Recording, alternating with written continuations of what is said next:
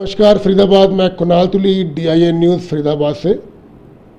हम बता दें, हम बैठे हैं आज मिस्टर राम बसोया जी के कार्यालय में। राम बसोया जी रावी प्रॉपर्टीज़ एंड बिल्डविल के मालिक हैं और काफ़ी टाइम से रियल इस्टेट में हैं। हम जानेंगे फरीदाबाद में रियल इस्टेट का क्या स्कोप है आगे और क्यों लोगों को अब आने वाले टाइम में फरीदाबाद में रियल इस्टेट में इन्वेस्ट करना चाहिए। नमस्कार सर। नमस्कार जी। सर, पहले तो आप थोड़ा सा अपना इंट्रोडक्शन दीजिए हमारे क्लाइंट्स को। जी जरूर। जैसे कि आपने बताया, मेरा नाम राम बसोया है और मैं रावी प्रॉपर्टी एंड बिल्डविल के नाम से कंपनी चलाता हूं जो रियल इस्टेट में काम करती है। और ये कंपनी अभी फरीदाबाद और NCR में काम कर रही है। और हम लोग जो काम करते हैं वो कमर्शियल का भी करते हैं और रेजिडेंशियल का करते हैं, हुडा का करते हैं, कच्चे बच्चे का नहीं करते हैं। तो जो गवर्नमेंट नॉर्म्स हैं रियल इसके रेरा के अंडर जो प्रोविज़न है उसी के हिसाब से हम काम करते हैं। सर, आप देख सकते हैं, गुड़गांव की बात करता हूँ, नोएडा की बात करता हूँ, तो रियल इस्टेट बहुत बूम पे है। ठीक है ना। कॉर्पोरेट सिटीज़ हैं, जिस तरीके से रियल इस्टेट के वहाँ रेट्स बढ़ रहे हैं और आगे भी बढ़ेंगे अभी, तो उसके कंपैरिजन में अगर मैं बात करता हूँ तो फरीदाबाद का रियल इस्टेट कहाँ स्टैंड करता है? देखिए, अगर हम NCR की बात करें तो गुरुग्राम, दिल्ली और नोएडा, इन तीनों से कंपेयर करके हम फरीदाबाद को बेटर उसमें देखते हैं, क्योंकि अभी यहाँ पे स्पेस भी है और यहाँ पे इन्वेस्ट करने की अच्छी जगह भी है और सस्ता भी है कंपैरिजन।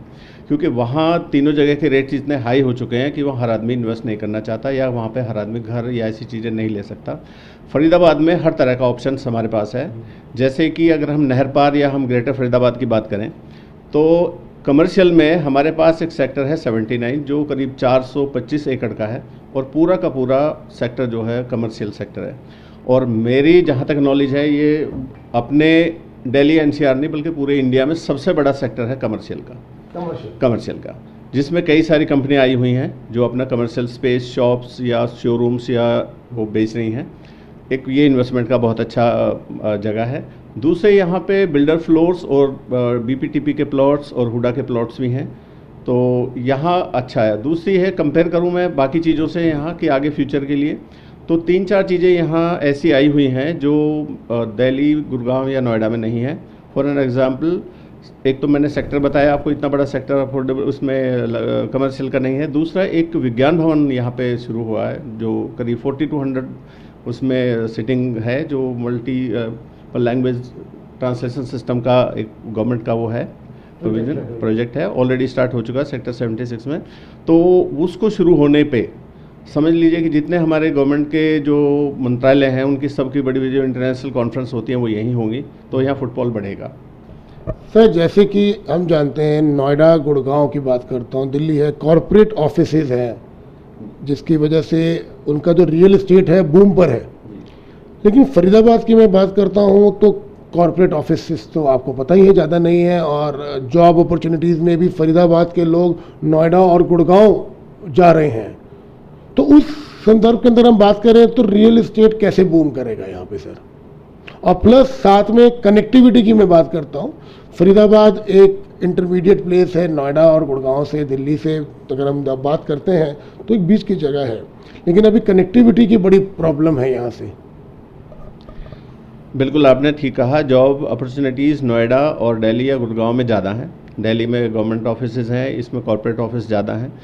कनेक्टिविटी की अगर बात करें तो फरीदाबाद के बारे में, यानी कि ग्रेटर फरीदाबाद के बारे में मुझे लगता है कि लोग अभी जानते नहीं हैं ज़्यादा, इसको बताने की ज़रूरत है। दूसरा है कि जब से मेट्रो कनेक्टिविटी हुई है फरीदाबाद के लिए, और एक मेट्रो जो गुड़गांव से पास हुई है और काम शुरू हो गया उसका, प्लस एक जो यमुना पुल बन रहा है नोएडा से, अब कुछ ही दिन होंगे कि ये सब एक ही साथ हो जाएंगे सारे, तो इसमें बहुत अच्छा आ गया ऑप्शन है हर तरह के आने, कनेक्टिविटी तो बेस्ट है। फिर ये बॉम्बे एक्सप्रेसवे आ गया है, आउटर एक्स रोड बन रहा है, तो कनेक्टिविटी फरीदाबाद की अब कम होने वाली नहीं है, बहुत अच्छी होने वाली है। और लोगों को अभी पता नहीं है, क्योंकि जो पहली बार इधर आता है वो नया आदमी, कल ही मेरे साथ एक क्लाइंट आए थे, वो मेरठ से थे, कुछ इन्वेस्टमेंट के लिए डॉक्टर हैं, वो आके यहाँ सरप्राइज हो गए कि अरे फरीदाबाद में ऐसी जगह भी है। तो मैं ये देखता हूँ कि मैं कुछ दिन से जब से यहाँ बैठ रहा हूँ कि जितने नए क्लाइंट आते हैं इसके बारे में जानते नहीं है, तो हमें बताने की ज़रूरत है कि यहाँ पे बहुत सारे ऑप्शंस हैं इन्वेस्टमेंट के, रहने के, हर तरह से।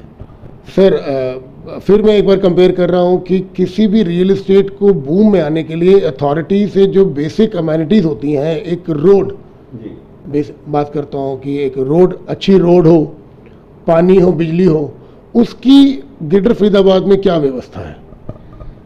देखिए, अभी जो नए नए सेक्टर्स डेवलप हो रहे हैं उनमें रोड्स, अब यहाँ से जब अगर हम करते हैं 79 सेक्टर से और कनेक्टिविटी करते हैं मथुरा रोड से, तो ये काफ़ी अच्छी कनेक्टिविटी, कई पुल बन गए हैं उस नहर पे भी, तो अच्छी कनेक्टिविटी है।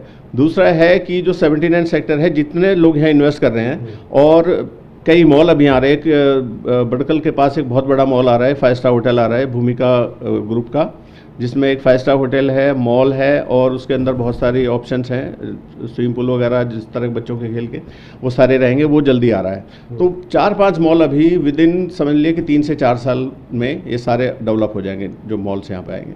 और मुझे तो ऐसा लगता है कि आगे जो सेक्टर 79 का जो प्रोजेक्ट है वो इतना बड़ा है, इसमें वर्ल्ड स्ट्रीट नाम से जो हम कहते हैं कि लोग दिल्ली से, नोएडा से आगे यहाँ आएंगे और जो एक बार आएगा तो बार बार आएगा, क्योंकि यहाँ ओपन है, काफ़ी अच्छी जगह है। मिनी कनॉट प्लेस भी कहा जाता है ना वर्ल्ड स्ट्रीट मॉल को।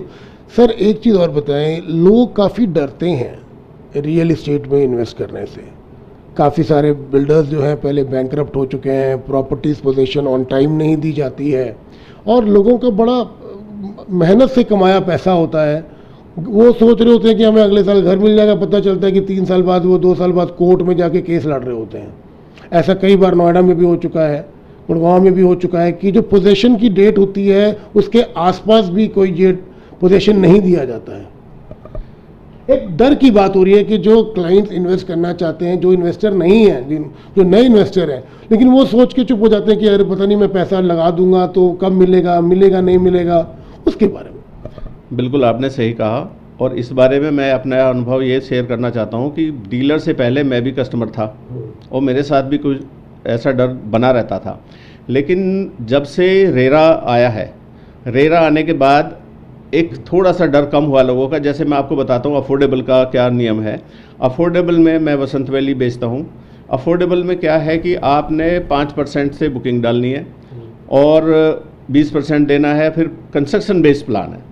सरकार ने इतना अच्छा ऑप्शन दिया है कि अगर आपकी बिल्डिंग समझिए कि एक मंजिल बना है तो 12.5% आपको देना है, जब 5 मंजिल बन जाएगी जब 12.5% देना है, जब 10 मंजिल बन जाएगी फिर 12.5% देना है। इसका मतलब साफ है कि बिल्डिंग पहले बन जाएगी तब पैसा देना है। वो कंस्ट्रक्शन लिंक्ड प्लान है कि धीरे धीरे कंस्ट्रक्शन होगी, धीरे धीरे जरूरत नहीं है और सरकार उसमें फुल्ली इन्वॉल्व है। अगर कोई ऐसी चीज़ होती है तो रेरा की ईमेल सब कुछ हमारे पास है, हम फ़ौरन उसकी कंप्लेन कर सकते हैं। और उनका बहुत समझिए कि अगर कोई बिल्डर ऐसा करता है तो उसको ना कभी लाइसेंस मिलेगा और फाइन तो उस पर बहुत बड़ा होना ही होना है। अगर एक लगभग छोटी प्रॉपर्टी की बात करें, एक मध्यम वर्ग का आदमी अगर कोई अपने आप फ्लैट लेना चाहता है यहाँ पे, तो 2 BHK फ्लैट की बात करता हूँ तो कितने से शुरू हो जाएगा? Sir 2 BHK depends on location है। अभी जैसे मेरे पास 2 BHK जिसमें रजिस्ट्री है, सब कुछ है, मतलब कच्चा काम नहीं है, मैं समझ लीजिए 30 लाख से दे दूंगा। 30 लाख में फ्लोर, जिसमें बैंक लोन भी अवेलेबल है। बैंक लोन भी अवेलेबल है और फ्लोर की बात मैं कर रहा हूँ कि फ्लोर में दे दूंगा। ग्राउंड एंड फर्स्ट है, उसमें हाई राइज नहीं है, तो 30 लाख में मैं दे दूंगा। कितने स्क्वायर यार्ड में बना? 110 का। हाँ जी। और कोई आप बाकी डीलर मैं अपने को नहीं कहना चाहता, मैं प्रॉपर्टी कंसल्टेंट कहलवाना ज़्यादा बेहतर समझूंगा कि उसमें ये होता है कि मेरे पास अगर कोई क्लाइंट आता है और वो कहता है जी मेरे पास तो 10 लाख रुपए है बस, मैं उसको 10 लाख में कर दे दूँगा। आप गाइड करोगे? मैं 10 लाख में उसको कर दे दूँगा। ये बात है। देख सकते हैं, आपने सुना राम बसोइया जी को रियल एस्टेट फरीदाबाद के बारे में। आने वाला टाइम जो है, अब ये फरीदाबाद रियल एस्टेट का बूम का टाइम है। और बसोइया जी जो है as a real estate consultant काम कर रहे हैं। तो अगर आपके कुछ भी प्रश्न हैं तो आप कमेंट बॉक्स में डाल सकते हैं और राम बसोइया जी उन प्रश्नों का उत्तर देंगे। धन्यवाद बसोइया जी। देखते रहें, जुड़े रहें इंडियन न्यूज़ के साथ। नमस्कार।